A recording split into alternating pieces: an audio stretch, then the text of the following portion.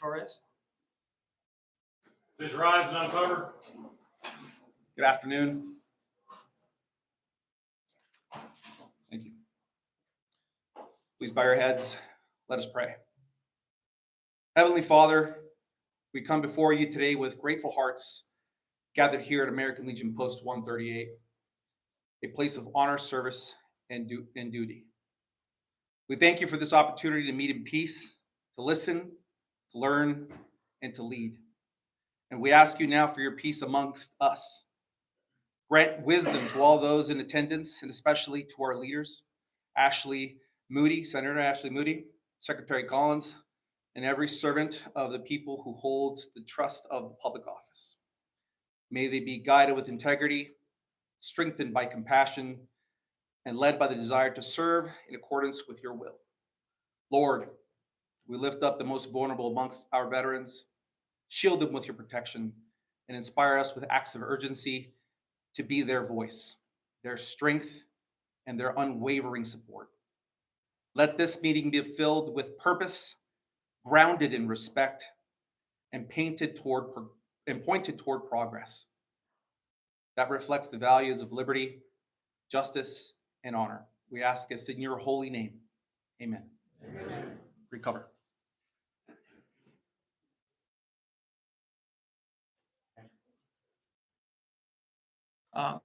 Please stand for the Pledge of Allegiance. My Sergeant at Arms will lead the Pledge of Allegiance. I pledge allegiance to the flag of the United States of America and to the republic for which it stands, one nation, under God, indivisible, with liberty and justice for all. Okay, please be seated. Before we start here, I'd just like to remind everybody that this is the focus of this is strictly about veterans benefits, veterans issues. We can't have anybody talking about fashion statements to the senator, the golf swing of the secretary, or anything that's not related. So keep it civil, and we'll get along just fine. And now I said that, we're going to go ahead and introduce the senator. She's a local girl from Plant City, and we're really proud of her.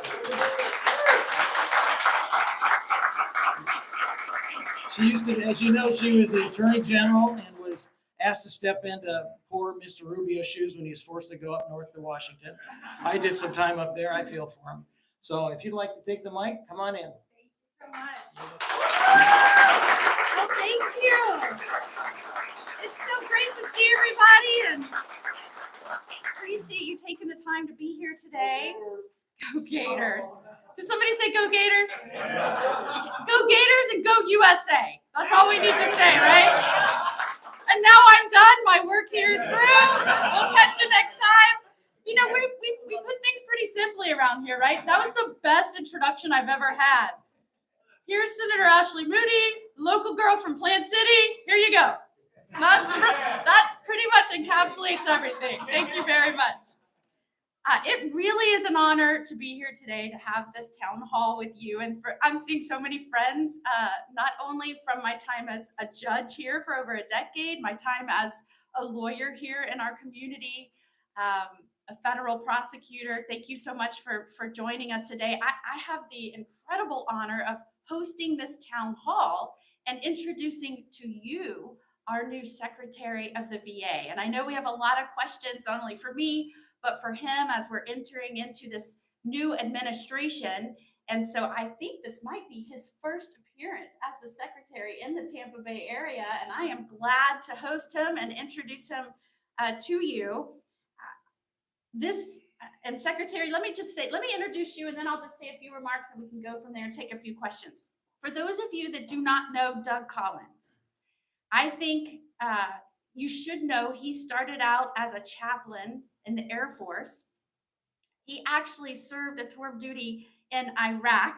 He said he spent many, many sleepless nights at the hospital there. But that is where his servant's heart comes from. So it should not surprise you that while serving in the Air Force, he went back and got his law degree. He's been a civil servant, and now he served in Congress for a time. did his duty there. And now, of course, stemming from that servant's heart and a wonderful career, President Trump has sought to put him in charge of this incredibly important agency, one that I think needs a lot of attention to detail, a lot of right sizing to get back to true purpose, and that is serving the veteran.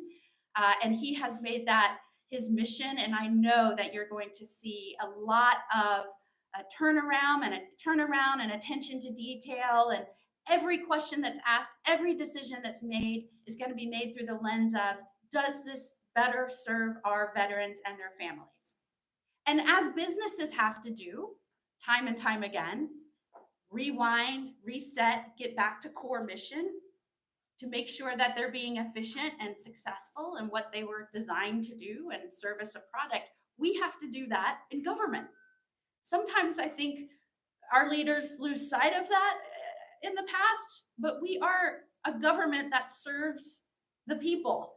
And if for some reason our government agencies are getting off course, we have to right size, readdress spending, readdress personnel, readdress how we're making decisions. Who's making those decisions? Are we top heavy, or are we putting our resources to serve, in this instance, veterans or Americans, the people? So I am extraordinarily excited to have accepted the huge responsibility of being your newest United States Senator. But by the way, when I say newest United States Senator, I got sworn in on the same day with the newest Ohio Senator, and I'm number 99 and he's 100. So we won.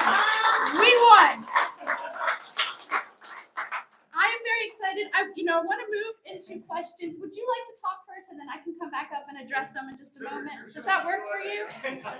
I love it when it's my show, but you never know. You might have to start dancing. Come on up. Come on up. You picked the wrong Baptist chaplain for dancing. That ain't happening. But anyway, it's good to see y'all. Thank you. One, it's great to be down here with the 99th Senator, but first in the hearts of many here, and I'm glad to have that. It's also, but I do have to correct something. There was something that was just missing here a moment ago. Better not be anything to do with Bulldogs. It's called Go Dogs. I'm sorry, Yeah. No, we got Knowles up in the front too. At least you're still yelling, so hey, that's a good thing. It's good.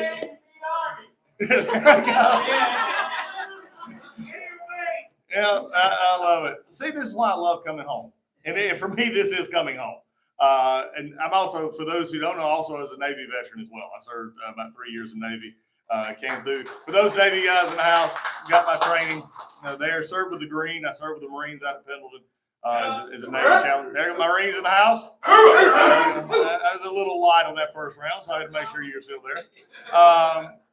So look, as we come together, the best part about it is exactly what you have right here. Exactly what we just talked about. Just that sort of inner, fight, that inner love between agencies, between the Air Force, the Army, Navy, all of us put together as we come together. And it's what makes us who we are. It's what makes us special. But also, as you look at this, and the Senator just touched on that, when we look at the VA, I take this as a very personal mission. It's one in which I have one focus and one focus only. And you'll hear me call this, and I want you to understand why I do this. And I've had many people at the hospitals and our CBOCs and also in our benefits and people that I just meet. They hear me say this, and I mean it is a sincerity of purpose that I want you to understand why. And I will say this often. I say it with the media. I say it with others. I said, number one, I'm serving my veterans and it's my employees, because I take it very personally, because when you get out and you're going to do something with my veterans, one, you're not going to scare my veterans. We're not going to allow you to give bad stuff that scares you and people who think that they can't get the services that you've earned. And also at the same point in time, we're not going to also take and have the VA coming as of February 5th, when I got sworn in. It was the time for the VA being the whipping post of the world and blaming everything on the VA has ended. We're now going to make it better. We're going to make it turn to the point that it needs to be, and that is not as an organization of anything except service. We're not a jobs program. We're not anything else. We're a service organization designed to do one thing, and that's to take care of veterans. And that's pretty much it. And believe me, there's a lot to do. This is an agency that has grown greatly in the last few years. How many of you realized before walking in here, and I get ready to tell you this, that the employee force right now at the VA is larger than the active duty Army? We are larger than the active duty Army. Pete could call the entire Army up and I still got him beat by 20,000. This is something you need to be aware of because you don't hear this. But also as we go along in these questions today, I'm going to break it down for you as simple as this old North Georgia boy can do to tell you what we're going to do and how we're going to do it and how it's going to make a difference. And I've been in your hospitals, I've been in the C box, I've been with your veterans. But let me also just say this. I'm going to say this unequivocally up front. No one, do not let the media, do not let a political party, do not let any organization, union, or anybody else tell you there's been zero discussion of cutting health care benefits and cutting disability benefits. It's not even been discussed, and it won't be while we're there. There's things that we can do to make sure that it works. So with that, I'm here to watch the senator answer some questions. So here we go. Well, thank you, Secretary. And I heard somebody back there say beat Navy, but as you know, many of you, the oldest boy in my family is Army and didn't even make my first inauguration because we had to drop him off at boot camp. So we are so excited to have you at the helm as someone that understands the type of person it takes to serve our country, understanding that service to our nation is bigger than yourself. It is about the ideals and foundations that this country was built on. And you have a right to expect an agency that serves you and that lives up to the promises of two of my favorite presidents, Lincoln, who promised that we would take care of our veterans and their families, and Reagan, who decided they would lift that to a cabinet level position and agency. And so I love the attitude that you're coming in with, the idea that we're going to look at every staffing level, every group that's making decisions. Are we too top heavy? How can we make sure that we're speeding up efficiency of care? Because like we say in the legal profession, sometimes justice delayed is justice denied. Sometimes, and you all in this room know this very well, treatment delayed is treatment denied in many instances. And we know that our veterans population has a suicide rate 57% higher than the average population. And so we have to make sure we're doing everything we can to pay attention to the numbers and everything that we're doing to reduce delays and inefficiencies and costs, and thinking outside the box of how we do that. And that's what I've really liked watching in this new administration and across all agencies. They're thinking outside the box. How can we be a better government for the people and live up to all of what government is supposed to be? And maybe that means unraveling and getting back to that true mission of a government for the people and by the people. And so I am super excited to be the newest senator in Washington, working towards that end. And you have my commitment. All that I learned over not just as the Attorney General, but certainly that lends to my work ethic and drive to get things done. But all that I've learned over the course of my career, whether that's my understanding of the promise and the assurance of separation of powers and all that this government promises our people, I am so excited to now serve you in this new role. So whether it was working on our military veterans assistance project, where we were protecting families and veterans against scammers, making sure that charities that were raising money to help veterans were actually helping veterans, all of those things that meant so much to me as an AG are carrying over into my new role. So it's so excited that I get to come back here and see you and say thank you for giving me this opportunity to serve you in this capacity, and also to introduce a person that really has hit the ground running and is working overtime to deliver on that mission. So we would be happy to take any questions that anybody might have. Yes, sir. So, first of all, Secretary Senator, thank you so much for coming here, and I appreciate what you do for us here and at large.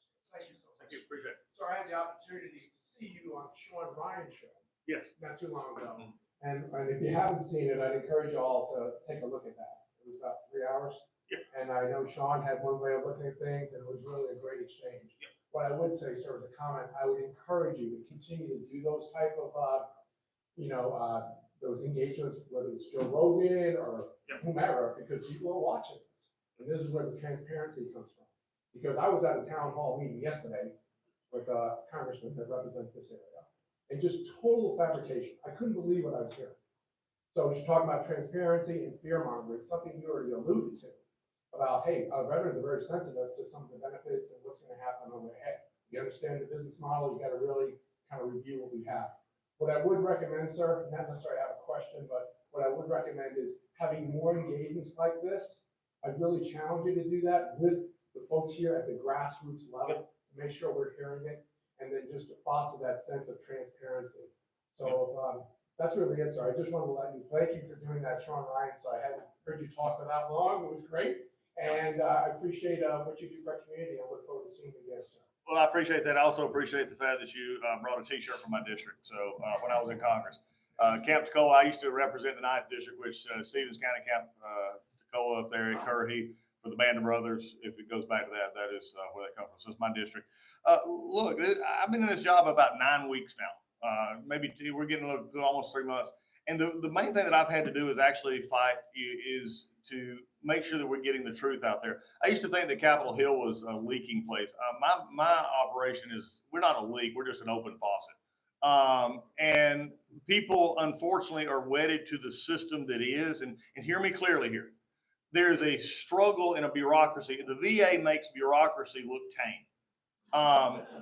We've got to understand, and I love my employees, I really do, but we've got really too many layers. And I found out something today. I was at the Tampa, and then yesterday, and I was at the Bay Pines today. And we found out something about credentialing that was just mind-blowing to me. I stopped the meeting and actually made a phone call to my chief of staff, and I said, this is the most ridiculous thing I've ever heard of. You know, why are we doing it this way? And we've already started the process of changing it. This is my second town hall with veterans in Florida. I was at Corey Mills just the other day. We did one in the middle of the state. Talking, and for me, doing shows like the Sean Ryan podcast, I'm doing actually going to be out with Cameron Haynes, for those who watch Hunting and Running, doing Cam Haynes' podcast at the end of this month, Rogan, Jocko. And the reason we do this is not just to go out there and do it, it's just to reach people that we're not reaching. And I think this is the thing that I want the VA to start understanding better is we may have happy clappy with each other, but the world doesn't think that of us. And the veteran population is a population, especially our GWAT veterans, those of which I am, burn pit people, me and others, they're not coming into the system because they're very skeptical. I love the way Sean, if you don't know, if you've never watched that podcast, Sean started it off by basically saying, 10 years ago, I quit going to the VA. I think it's a load of, I won't use his words, but a load of crap. It convinced me I'm wrong. And so we spent almost 2.5 plus hours discussing these different issues. And this is what we've got to have.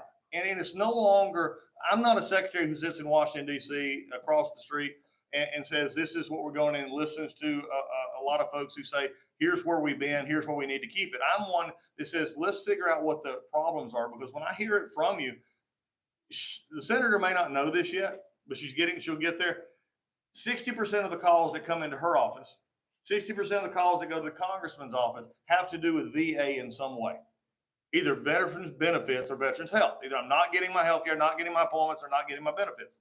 60% of those calls. Now, you may not have ever heard a secretary actually tell you this, but when they get the call saying they can't get what they want, the VA has failed. We failed. Now, some in the VA may not think that, but I do. Because where is anywhere else in the world do I have to call a third party to get another party to do what they're supposed to be doing on things that you've already earned? So what we got to do is focus on this. One of my big problems right now is access. Once people actually access our healthcare, and by the way, y'all got a couple of great hospitals down here in this area. They're doing some great work, and I've been really impressed with them. And it's not once they get there that they're not happy, or at least most of them. It's the fact of how hard it is to get into them. And so what I've told my whole organization is, if it takes 10 pieces of paper to get somebody healthcare, I want to know how we can do it in 5 pieces of paper. If it takes 10 to get them a benefit, I want to know how we can do it in 3 pieces of paper. How do we make this quicker to get them in and get the benefits that they've already earned? And if we do that, then the anxiety level goes down. And disability backlogs, which, by the way, I'll talk about more in just a minute as we get into this. This is just a commitment that I have to this organization, to our employees, but also to the veterans that we serve, that we're not going to simply accept the status quo anymore. And also, though, I'm also going to be very real with you.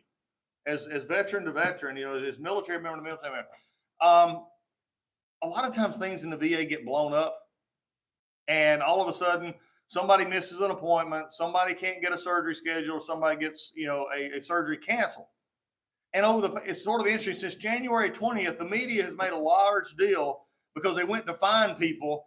Well, did you miss an appointment? Well, my appointment got canceled, or this got canceled. You know what?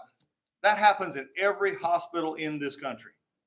And it has nothing to do with cuts, because, by the way, we've not cut anybody that's actually working on patients or taking care of our disability claims. They're the only ones that right now that are actually gone are the ones who chose to take an early retirement. That's the only ones that are gone. And I protected over 300,000 positions in our hospitals and our healthcare fraud that cannot take that. I call it my form of stop loss. They can't go anywhere because we need them where they are in taking care of our folks. So that's just a touch of what we're doing, and also hearing from you. And I'm taking these and taking them straight back up. And also, we're going around the folks right now that are most nervous in my world are the folks that all have been the funnel for the secretary in the past, because I don't believe in a funnel. I believe in a direct line of communication. And that's why I'm here with the senator. And what I liked about your question, and I think was key to that, is communication. So anytime you're going to go back and try and make changes and streamline and deliver a better product or a service it's going to cause a little bit of anxiety of the people that you're serving, right?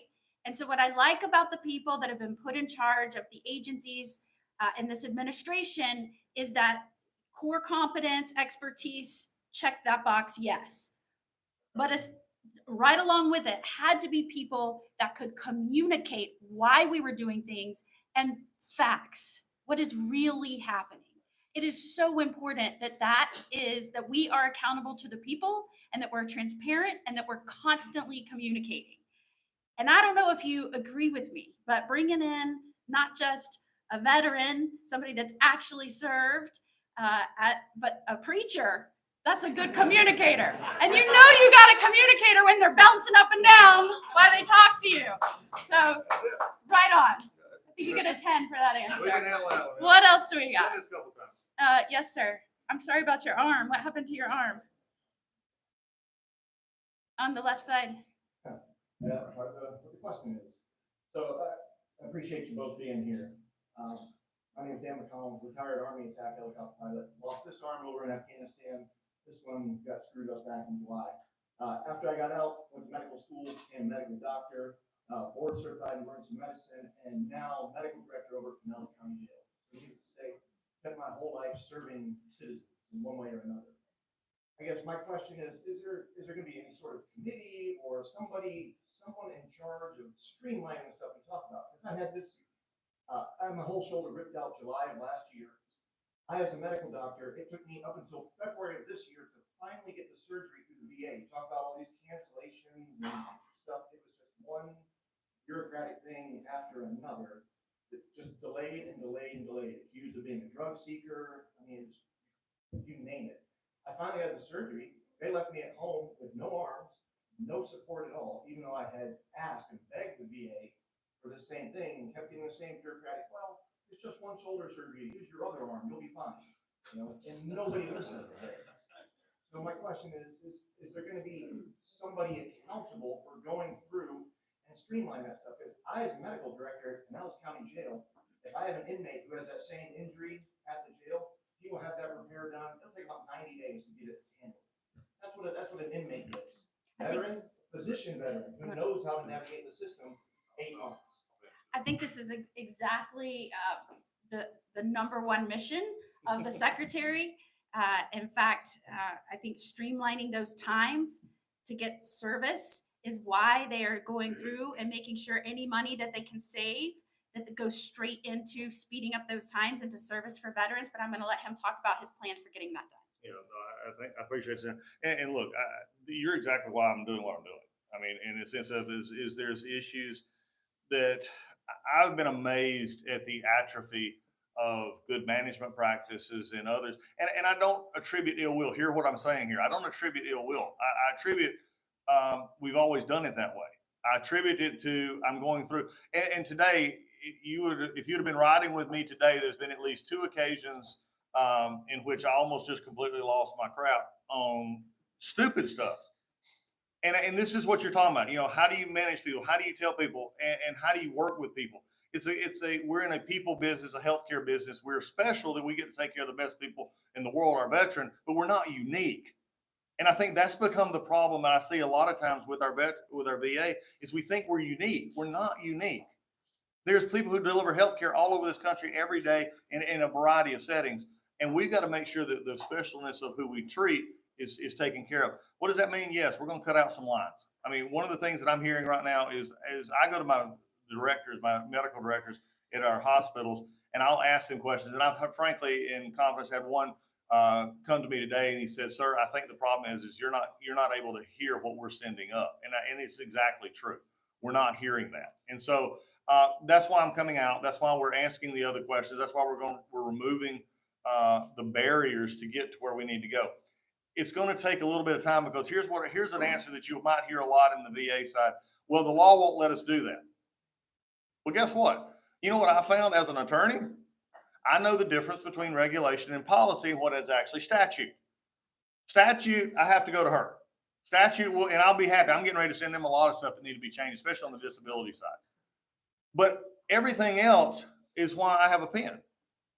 Is that we can get it changed. Just give me the alternative and get the functions that we need. So this is a problem that is built in for a while. It's a calcified issue, like you have seen, that we're not been nimble. You ought to see the faces of some of my directors and medical center folks when I give them the permission to try something. When I say, look, go try. I've said this before. In the VA right now, if you are trying and you fail, I will be the first one to come pick you up, dust you off, and send you back on the way to try again. What I do not tolerate is stuff exactly what you've talked about is going through the same traps and system to say we're just doing it and we're marking it off. Well, that's the way they did it before me. That's the way it don't. That's just not what we need to have. So thank you for standing up with that. Thank you for what you have. And thank you for getting your doctorate. Can I get you back at the VA? I have been told by one of the directors there that I've applied several times that my name is known and I am too outspoken. He's hard. If you're in the VA system, you're an employee and you hurt a veteran, you're mistreating a veteran or your other employees, or you're not doing your job is no longer going to be needed at the VA. It's just not happening. And we're getting rid of people. So this idea that we were keeping our veterans in, we were overbooking, you're going to hear more about this. And I just ask you just to put pause because we found basically where the VA was doing this. And we're going to be rolling this out. The Mission Act is back in full force. I've told every one of our hospitals to do whatever they can, that when a veteran has met the criteria and is ready for it, they get that and they can choose whatever they want to choose. I told them, you make the best VA you can. And if they want to choose the VA, thank God we got it. But if they want to take that choice that they have earned, then they can go into the community.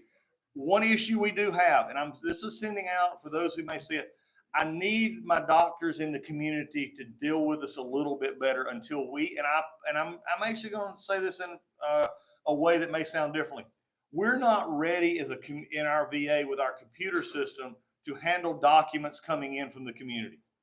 But they put that on hold, by the way. This is something which you'll learn about in the sense of the medical health records debacle, which is what it is. We've spent almost $8 billion, probably closer to $14 billion. We have 6 hospitals that are actually functioning, all on separate systems. Neither one of them are functioning real well. We went on hiatus for over 2.5 years. They said they were going to open up 4 maybe next year. I changed all that. I got our folks in the room, got Oracle in the room and said, look, we got to do it. We're getting 13 next year, 20 plus in the next year, and we're starting the momentum to get down here. What that means to you, it sounds a lot of gobbledygook. I get it. But what it means is that the doctor that you go to in the community has a similar system that they can then just take and put the document into the digitized form, get it back to the VA doctor, and things can move much smoother. So sometimes, again, we got doctors in the community not wanting to take our VA patients because they're not getting paid, or they're getting paid at a less rate than even their Medicare funds or Medicaid. This is something that's a real issue. So we're digging into it, but we've got to have that on all areas if you want it to be a part. And I'm going to get a plug in. I know that the senator had worked with this, and I know you have as well. I'm also very much looking at our veteran treatments court across the country and including everyone to do this. We have had it in a long time in Georgia. I've been an advocate of it. I've worked with them in Georgia and across the country, and especially, and I'm glad to see you talk about federal court as well. We're not being treated, a veteran treatments court is not a special get out of jail free for a veteran, but it's actually a court that actually can take and deal with a veteran situation in ways that a normal court may not. And I know the center has a great deal, and I have a lot of respect for what she's done in our criminal justice reform. We cannot continue in our country, and I don't have the time. We're going to answer this question later. Mental health and criminal justice reform have got to happen. And it's not just a VA issue, it's a society-wide issue. So yes, community care is where we're at. And I wanted to give you all that understanding. So because sometimes everybody just thinks, well, I'll just go to the community to be better. You do realize that at most of your hospitals, there are some things the VA is quicker at than the community, and then there's some things the community is quicker at. We've got to be willing to let our folks choose where they want to go. And I just have a belief that if I'm doing what I'm supposed to be doing at the VA, then some people will choose to wait an extra 2 or 3 days to get to the VA because they want the care at the VA if it's the top-notch care they're getting. So with that, I give it to Cedric. Thank you. And can you already tell he's hit the ground running and really has dug into some of the issues. And I think what's really going to become clear over time is in some areas where you may have a VA, or in some areas you may be in a rural part and you don't have ready access, we need to have the ability to fill those gaps. And I want to commend you for what you have already done in terms of making sure people have access to doctors through telehealth and other ways, thinking outside the box. I know he'll keep doing this as he serves as an agency head, because the number one driver of every decision is how do we improve service to veterans. Can I make an announcement about that? Yes. Just also to let you know about community care, and I see those hands. Just on the community care aspect, some of you may have heard the stories of, we're looking at contracts and we're cutting some of our contracts and doing this, and everybody was talking about the end of the world for the veteran, and we're doing this. We just transferred over $360 million that was in contracts for PowerPoints, meeting notes, watering plants, stuff like that. We took $360 million, transferred that into community care just in the last 2 weeks. That's my commitment to community care.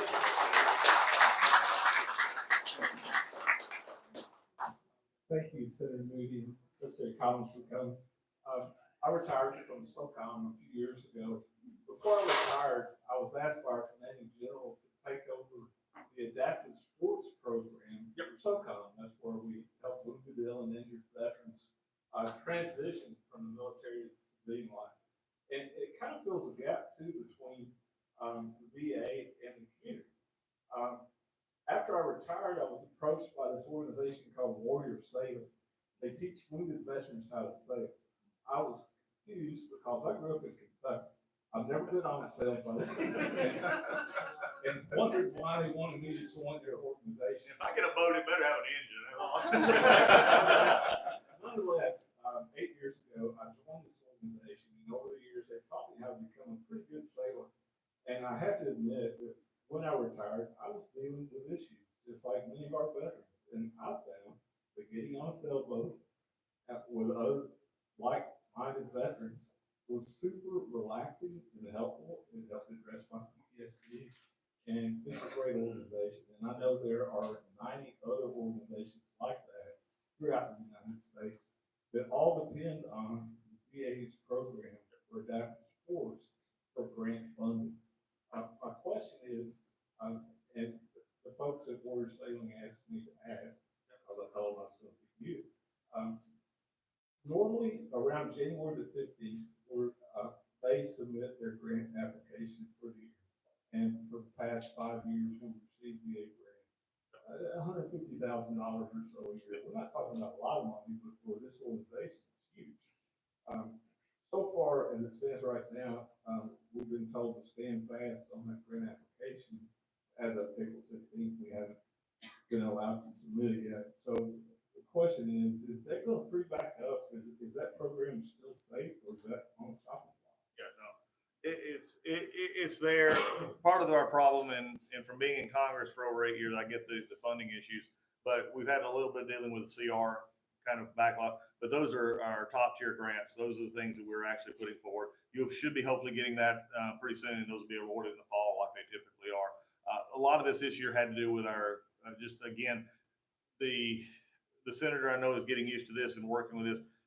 There's several organizations that, especially in the bigger size, like ourselves, DOD and others, that just do not work well on the CR side of the house. I mean, we have our funding for hospitals, but on things like that, it makes it a little more difficult for us. But they're still on top priority and should be coming out pretty soon. There's some young lady there in the back. I just wanted to say one thing. Tell me your name again. Keith. He said to me when I came in, this is a thankless job sometimes. This post here suffered, in this building that we're in, suffered incredible damage. And I think it's important to point out, and I want to get to more questions, but the first hurricane, I think, flooded the place. The second one came in and took the roof off. I mean, it was in shambles. I mean, the fact that you're sitting here right now is a miracle. And it is because the men and women that belong here came in and did a lot of the work themselves. They raised money to fix it. It just shows you the fierce determination and work ethic and resilience of our veterans. And American Legion, it was founded on, and I think the motto is, veterans strengthening America. I truly believe, and I know that the Secretary truly believes, that America should strengthen our veterans. And what we can do to serve you in programs like that, to help you rehabilitate, to become strong, it is what we can do to repay you. You said it is a thankless job. We all here and all of us in leadership say thank you, and we'll do what we need to do to support you. Yes, sir. In the gray jacket. I missed you before, I'm sorry. That's okay. It's good to see you again, Senator. And welcome, Mr. Secretary. The Colonel talked about town hall yesterday with our local congresswoman who I ran against, but that's for another discussion time, the details of that election. But I had the opportunity over the last 2 years to talk with an awful lot of veterans. And one of the reoccurring themes, Mr. Secretary, is that the mental health aspect of the VA is broken and it is not functioning in a timely fashion. And so I know you addressed some of the issues that you're looking at, and you talked about computer issues. And you know, I've seen and listened to the folks, Elon Musk and his team from Doge, and I'm wondering, are they coming in to help you, and not necessarily to cut things, but to help find solutions to things that you need solutions for? Yeah, they are. I have VA employees that they work for me, but they're our liaison with the Doge group, and they have helped us, look at our systems. One of the things is again, transparency. When I came in to the office in early February, I asked as soon as our HR person got involved about another week later, I just said, give me a list. Let's know who our employees are. Any commander in this room, any platoon, squadron leader, I know where your people are. It took me a week and a half to get the total list of our employees. A week and a half. It was just unreal in that regard. So they've helped us, work toward what can we do with HR, what can we do with others. And so yes, our computer systems, and then in the hospitals, and I may have some of my VA employees here, our Vista system it's a system that works, but it's so outdated compared to anything else that's in the world. There's not a doctor that leaves the VA that would not find a modern system, even in the smallest of offices, that is not what the system that we're having to use. And this is where it's one of those things. Any of you play golf in here? Got a few, I figured. Yeah, you get this. You swing a club. Yeah, I play golf too. My handicap is my swing. But what it is though is if you ever have a bad swing and it just feels comfortable, and you go to somebody to teach you that you can do a better swing, and the minute you get out there and something goes wrong, what do? You don't go to that new swing. You go to the old swing because it's comfortable. And unfortunately, we have a lot of comfort going in there. The mental health aspect right now, let me just let you know a little bit where we are with mental health. I'm willing to put anything on the table right now to help our veterans, especially in PTSD, sexual assault trauma, TBI, any of these. And we're doing that right now. We're exploring every opportunity with not only inside the VA, but outside the VA with our nonprofits, with others. This includes, electromagnetic. This includes hyperbaric. This also includes psychedelics. This includes a lot of different things that we run through in that. this is a number that you need to be aware of. $588 million is what we spend on suicide prevention. $588 million. We've done this for about 5 or 6 years now. What is sad is depending on whatever number that you use, 17, 22, there's numbers out there that are very, those numbers have not changed since 2008. Now, I want you to hear me. We spent billions of dollars, almost $3 billion just in the last 6, 7 years, and that number is not changing. That is not satisfactory to me. That is not something that I'm willing to accept. And I know the president's not willing to accept it. And somebody said, well, that means you're going to cut that money. No, you're an idiot. That's not what I said. I said, what I'm willing to do is take a look at what we're doing. If we're doing the same thing the same way and expecting a different results, we're just insanity. So what we're going to do is take that $508 million, and if it meant that we were doing PowerPoints or posters, or we're going to have these same events, then change it up. Then let's get on podcasts. Let's do other things. Let's go out. How about we actually just go out and have airmen meet airmen and battle buddies meet battle buddies and wingmen meet wingmen, and we go out there and actually have the conversation. Let's put money into areas that are actually doing it. And taking what we have in some of our, especially our outfits where we have our mental health facilities that we do have in the VA, working tandem with what we have in the community, because one is too many to me, and we're going to continue to fight with that as we go forward. And some of that's going to take Congress actually having to get to the statute on scheduling of some drugs and some other stuff that we can then test them and use them in some of our treatments. But I think there's a willingness to begin to at least have that conversation. At least you got a secretary who's willing to have that conversation.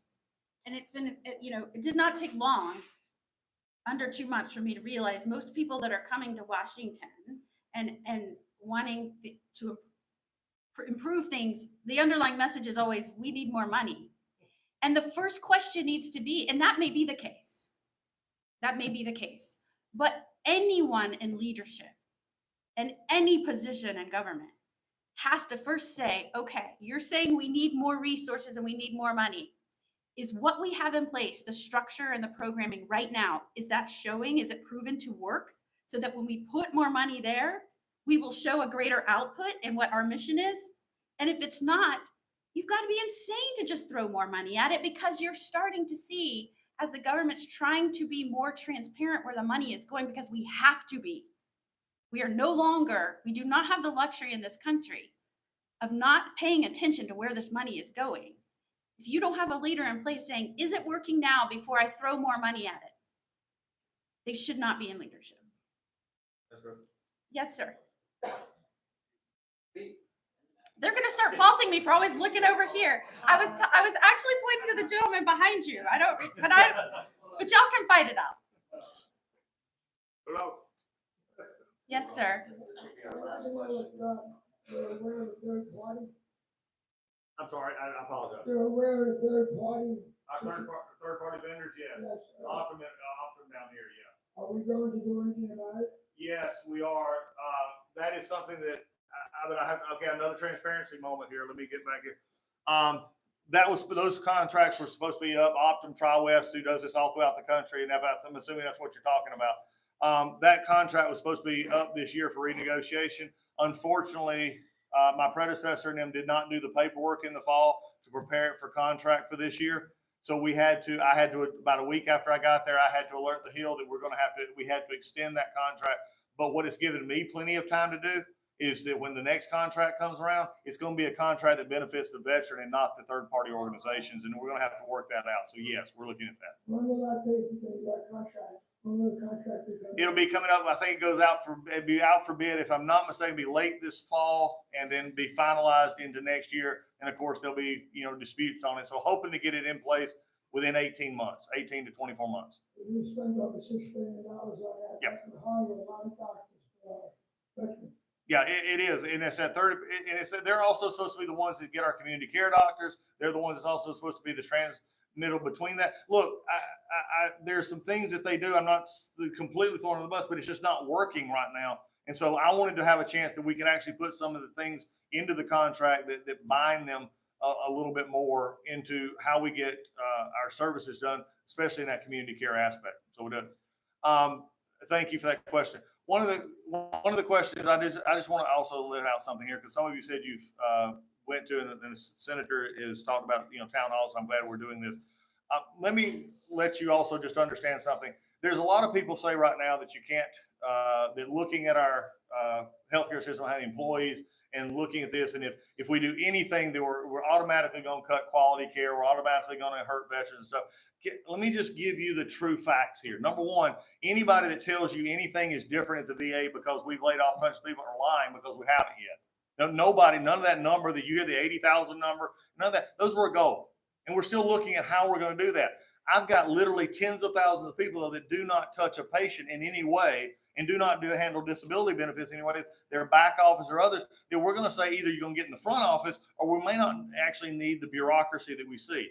So anybody, any senator or any House member who tells you that we're having issues at the VA right now because of what Doug Collins has done or Donald Trump has done, is they're being unfactual. Let me just put it north towards it. They're lying.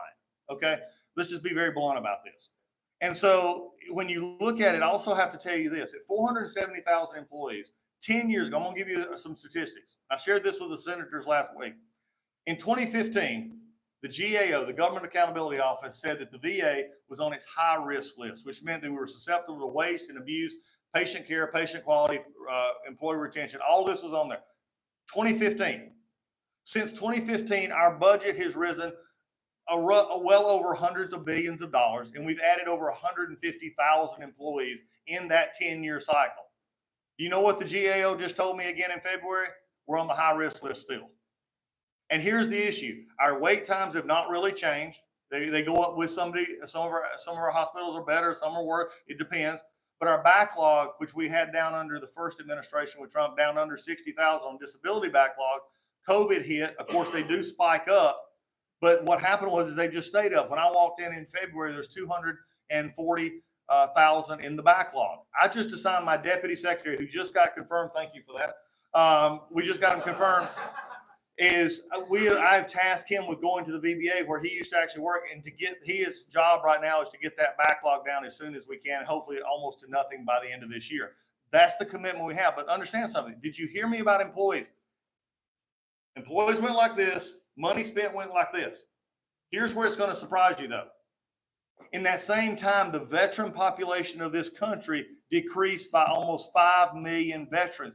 Decreased. And the work in the enrolled membership at VA stayed constant at about 9 million. 9 million. So when you have somebody who stands before you and tells you that all we need is money and people and don't touch a thing or you're going to hurt somebody, they're not being truthful with you, because the statistics don't show that. Numbers are not lying. The numbers have went up as far as what we're spending and how many employees we have, but the veteran is still 9 million, and yet we're still having the issues we have. So don't you think after a while, maybe it's time we ask better questions? That we ask, are we using our resources wisely, or are we just doing the same thing for the same folks over and over again? That's something I'm not going to tolerate. I know the senator's not going to tolerate. I'm so proud that she is there. She has done great work, and she is getting into the system pretty good. She's also learned that most groups up there come with you with a problem that they really don't want you to solve. Because if you solve their problem, they don't have a job. Guess what? I'm trying to work myself into where the VA is no longer anybody's problem, but it's your benefit. It's something you've earned, and that's the way we're going to do it as we go forward. Thank y'all so much.